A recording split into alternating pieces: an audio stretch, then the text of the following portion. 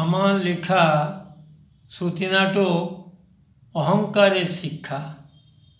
এই নাটকে দুটি চরিত্র আছে, একজন বিদ্বান ব্যক্তি এবং একজন মাঝি।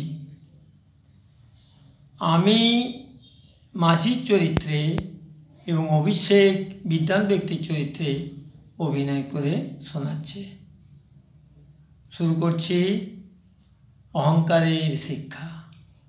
ওহে মাঝি, আমাকে একটু ওপারে পৌঁছে দেবে? বাবু, আর কয়েকজন যাত্রী হোক, তারপর আমি নৌকা ছাড়ব।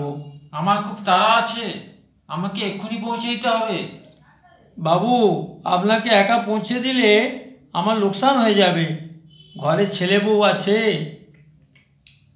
শোনো মাঝি, তুমি যদি আমাকে এক্ষুনি পৌঁছে না দাও তাহলে আমি খুব অসুবিধায় পড়ে যাব। বাবু, আপনাকে আমি পৌঁছে দিতে পারি, কিন্তু তার জন্য আমাকে বেশি কিছু টাকা দেবেন তো? আমার কাছে ভাড়ার টাকাটা ছাড়া আর বেশি টাকা নেই, তবে একটা কাজ করতে পারি, তোমাকে কিছু শিক্ষার কথা বলতে পারি, তাহলে তোমার খুব উপকার হবে। ঠিক আছে বাবু, আসুন, নৌকায় উঠে বসুন। ঠিকমতো বসেছেন তো বাবু? আমি নৌকা ছেড়ে দিচ্ছি। হ্যাঁ, তুমি নৌকা ছাড়ো। বাবু, এখন তো আমরা মাঝ নদীতে পৌঁছে গেছি। আপনি আমাকে কি শেখাবেন বলেছিলেন? মাঝি, তুমি লেখাপড়া কিছু জানো? না বাবু, লেখাপড়া কিছু শিখতে পারিনি, অভাবের সংসার। পূজা পাঠ কিছু করো? না বাবু, পূজাপাঠ কখন করব? সময় কোথায়?